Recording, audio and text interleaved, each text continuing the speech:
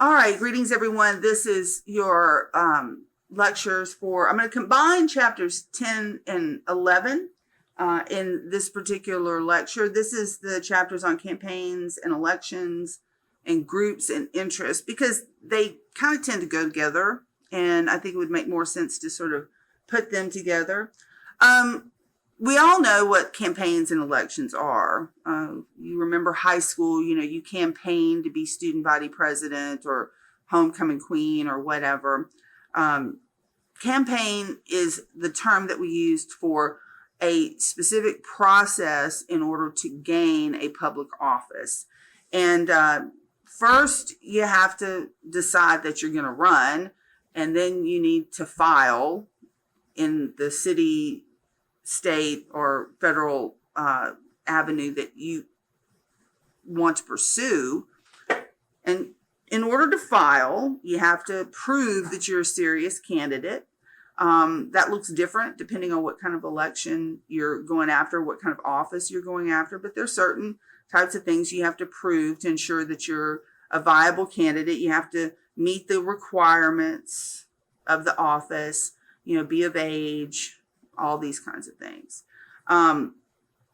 People who campaign are usually folks who have decided that there is a public policy interest, and through gaining elected office, it's a way that they can make their community, their state, or their federal government better. They go through this process in order to get to an election. And in our country, remember, as we talked about in Unit 1, it's majority rule with minority rights. Okay, that's the bottom line. And every phase of our government, whether that be in the public policy process, at the congressional level, as a bill moves through the House and the Senate, state legislators, city councils, county commissions, everything goes by majority rule. So the bottom line is the candidate who can go out and run a campaign that appeals to the majority of reliable voters, then they win. That's that. And if you don't vote, if you don't explore who the candidates are, which one you think has a message and a plan that's best for your community, your state, your country, then you're out of the ball game. You can't sit on the sidelines. You got to get out there and vote. So when election time comes, the candidate that gets the most votes wins. Now, how does the election work? All right, well, elections and campaigns are big business. I've never worked on a campaign, never want to, never worked with a candidate. I was always a government worker. But in order, and I know people who are their campaigners, that their main goal is to get certain people elected to office, and that's their job. That's their business.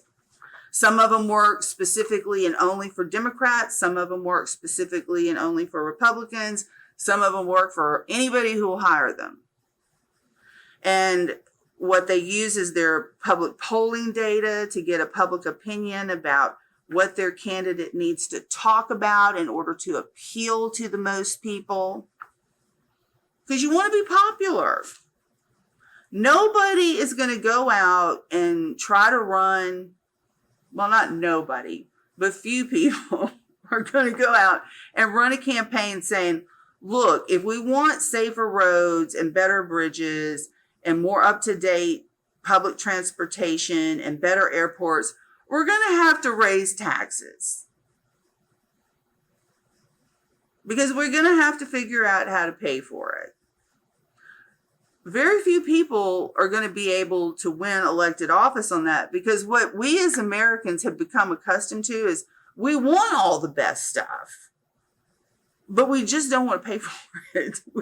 We just don't, the thought of raising taxes is just tough because, that's our money. I get my paycheck and I always look at, if any of you all out there who are working full time, you look at your paycheck and you see FICA. That's your federal income tax. Like, who are these FICA people and why are they taking all my money? And you have countless stories of government waste and overspending and this, that, and other, And so when you're running a campaign, you've got to kind of figure out, it's like, what does my community need? And what can I say in order to make them believe I'm going to address what they need done? But I'm going to talk about how we're going to pay for it, because that's not what people want to hear. At present, there's a infrastructure bill that's running through Congress, and infrastructure is roads, bridges, airports, public transportation, all kinds of things. And this is an expensive bill, and it's going to require raising taxes on corporations, not individuals, but corporations, in order to pay for what I think most people would agree, I think what scholars would agree, is a decaying infrastructure. We've got bridges that are in dangerous shape, roads, our airports need to be updated, our air traffic control systems need to be updated. And that's, and the only reason that one is getting any kind of traction, even on the Democrat side, is because it's not individuals paying for it, it's corporations. So you got to figure out how, what Biden's team did when they proposed this and put it through the congressional legislative process. It's like, well, we need all this, and we do. How are we going to pay for it? Well, we can't ask the American people to pay for it, because that nobody wants to pay more in taxes. Nobody wants to pay more in taxes. But we do have a lot of corporations in this country that do have big tax breaks in one way or the other. And so maybe we can raise the taxes on them and raise the money in order to pay to get our country updated. And it's a tough sell. It's a tough sell. So this is what campaigns have to do. They have to kind of gauge the public opinion. What does the public want to hear? What does the public not want to hear? And how do we send a candidate out there without lying, but just telling the people what they need to hear to make them want to vote for him or her? That's basically what an election is.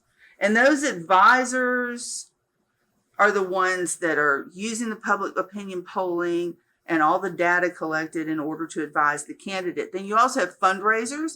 You got to make money, because you got to pay staff, you've got to travel, you've got to have advertising. So where does that money come from? Well, it can come from special interest groups, which we'll talk about, is why I combine these two chapters. Special interest groups, which we'll talk about in a minute. Let's say you've got a candidate who's pro-gun. There's an interesting bill going through the Texas legislature right now about no permits for open carry. Texas is a very gun-friendly state, so this sounds like a really good idea, but you do have some people who oppose it because, do we really want just anybody being able to carry a weapon, open carry a weapon? I'm not too sure, that's something that I would want. But you've got groups like the NRA and the Texas branch of that similar organization. And, they've got money that they donate to candidates who are in alignment with their particular issue. Let's say you have one candidate who's supporting open carry for all weapons with no permits. The other candidate is against that. Well, the NRA and like-minded organizations are going to be donating lots of money to this candidate because they want him to win, or her, because they're in alignment with their ideology. So we want to support them. What if you have one candidate who's like really, really pro-environment? We need more wind technology. We need more electric cars. We need better water systems, etc. And you have another candidate who says, we don't need all that. That's just going to cost a lot of money. Everything's fine the way it is. Well, environmental organizations like the Sierra Club, special interest group, very focused on environmental preservation and conservation, they're going to donate money to this candidate who is in alignment with their message. And that allows that candidate to pay staff, travel to more places to meet more people to hopefully gain more votes. Now, if that candidate obtains office in the election through the majority of voters, then guess what? The Sierra Club is going to be coming to them with all kinds of ideas for bills. Let's introduce this bill that would require this much wind energy or solar panels or what. That's how this works. That's where these special interest groups come in. Now, candidates do raise money from individual donations from people like you and me. Bernie Sanders is an interesting case. During his presidential bid in 2016, he raised most, not all. He got some special interest donations, but from what I understand, the vast majority of the campaign funds that came in to help him travel, meet people, obtain more votes, etc., the average donation was $27 from people like us. So it varies depending on who the candidate is, what they want to accomplish, what their goals are. For example, Ted Cruz, one of our U.S. senators from Texas, he's always very well funded. He's very pro oil and gas. And so the special interest groups that are involved with the oil and gas industry ensure that he's got funding to do the things that he needs to do. Okay, so you have to understand all of this influence that's coming in and about from interest groups. It doesn't make them bad, because what we have to do is depend on our elected officials to make good decisions based on what is going to be good for their constituencies. The constituent is the people that they represent. So then we have campaign strategy, and that's sort of what we've been talking about already. You got to poll, you got to ask people, what do you want to hear from a candidate? You get those results back, you craft a message for the candidate. Depending on what that message is, you can go to individuals or special interest groups to gain funding so that you can travel to more places, buy more advertising, and reach more people, and hopefully gain the majority of votes. That's basically the campaign strategy. Okay. Now, just to talk specifically a little bit about how groups and interest work, you have special interest groups, and they can fall under different classifications. I mentioned the NRA and the Sierra Club. This is what we call social interest groups. They're usually nonprofit, meaning nonprofit doesn't mean they don't make any money. It just means they balance out to an extent what they spend and what they make. And they're geared for specific societal issues. You could have groups that are pro-gay marriage, against gay marriage, pro-life, pro-life or pro-choice. There are all kinds of groups. And how did they get their money? Well, from their memberships. Like and I use the NRA because I'm pretty sure most of you in the audience are aware of what the NRA is, the National Rifle Association. You become a member. I think it's $35 a year, and they'll send you, a koozie and a t-shirt or a hat or something like that, and you're a member. And then your name is on their membership list. Well, that $35 a month isn't the only way they make money. They also get corporate donations from gun manufacturers, different industry, gun sales outlets, gun show coordinators and operators, etc. And that money that they make through memberships and donations is how they help fund candidates who are pro NRA values, pro expansion of the Second Amendment, protecting Second Amendment rights. But here's another way they use their membership. And I know this, it does happen, but I've actually seen this, and I've actually used this tactic before too. So you're an NRA government affairs person and you have your membership list for Texas. And they break that membership down county by county by county so that you can see how many NRA members are in each of the 235 counties in Texas. And if a bill comes up in the Texas legislature that, let's say, and don't get weirded out because this isn't going to happen, but let's say a bill comes up in the Texas legislature that goes to limit gun availability. Maybe a limit on ammunition, or you can't buy automatic rifles, or there's no concealed weapons permits anymore. Any of those things.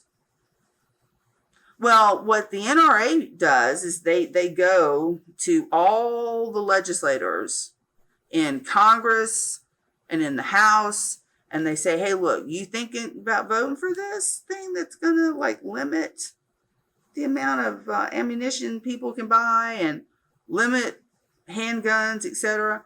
Well, let me show you how many NRA members are in your district. And you push that paper across the table, and that state senator or that state representative sees that in their constituency there's tons, hundreds of thousands of NRA members in their district. And then you tell them, you see how many of those there are? You're going to vote for this? Well, we're going to send a communication out to all of our members to tell them to vote against you in every election from here on out because you're anti-Second Amendment. And that's exactly what they'll do. Now, I never worked for the NRA, but I did work for an interest group. And that's exactly what you do. The group I worked for represented people 50 and over. And when there was a change proposed for Social Security, which is what you get, the money that you pay into, you get that back once you retire at around 65. And they were there was some federal change planned to Social Security. And what we showed from our polling data, from our public opinion data, was that our members were incredibly against it. They didn't want any changes to it. So we went to Congress and we found all the members who were planning on voting for this change to Social Security. And we said, hey, look, here's how many members we have in your district. And they're opposed to this. And that's a pretty sizable number. So, if you vote for this, you're going to have a lot of angry constituents on your hand. The choice is yours. And it's a very effective tactic. That's what interest groups can do. And I'm not saying they're good or bad, but they do have a lot of influence. Now, here's one of the things that I will recommend. If you're out there trying to figure out, how do I engage? How do I become a bigger part of my federal government? How do I make my voice heard? What is it that you care about? Do you care about raising the minimum wage? Do you care about civil rights? Do you care about the environment? Do you care about more guns, less guns? Or are you pro-choice? Are you pro-life? It doesn't matter. It doesn't matter to me. And it shouldn't matter to anybody else because your views and your ideology is yours and yours alone. But find an interest group that supports your beliefs, supports the things that you care about, and become a part of it. And this is a very simple way to begin to engage if you have not already. And on a final note for this unit, I know we've gone over a lot about how the public is influenced by the media and what public opinion is and when it's good and when it's tainted. What's good about special interest groups? What's not? Look, here's the thing. I want you to understand the basic functions of government. One of the things that I think that turns people off about getting involved in issues, whether they're city, state, or national, is that there's just a lot. There's a lot. I mean, we're a big country with a lot of issues. You can look at police reform, the economy, infrastructure, COVID, immigration, inflation, public education, student loan debt, lots of stuff. And most people believe that if they don't care about all this stuff and they don't follow all of this stuff and they're not passionate about everything, then they're worthless. And so therefore, a lot of people it's just too much. It's like how I feel when I walk into a department store like Macy's. I walk in there, it's like, man, it's just too much stuff. And I just turn around and walk out and go to a smaller store. I get really overwhelmed. Most people get overwhelmed by the amount of issues that a country as big and as diverse and as economically viable as ours faces each day, within our borders and all over the country. But let me tell you from experience, you don't have to care about everything. You need to figure out what you care about. And that's where you can make the biggest imprint and the biggest difference in your city, your state, and in your federal government. If expansion or limitation of Second Amendment is your thing, find an organization and join it and become a part of their campaigns. If the environment is important to you, find something like the Sierra Club. If you're pro-choice, find an organization like National Organization for Women or NARAL. If you're pro-life, find an organization that is going to amplify your voice, your church, the Catholic Church. There are plenty out there. It doesn't matter. But now is a good time to start thinking about what matters to you and how can you contribute. Because our democracy as a whole, as a country, is going to be much healthier. We're going to become a better country. We're going to become a stronger country the more voices we have.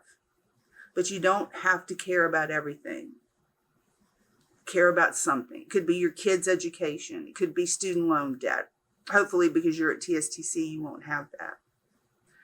And figure it out. And start finding a way to speak out, because we'll be a better country because of it. So that concludes our lecture for Unit 2. Again, any questions, just let me know.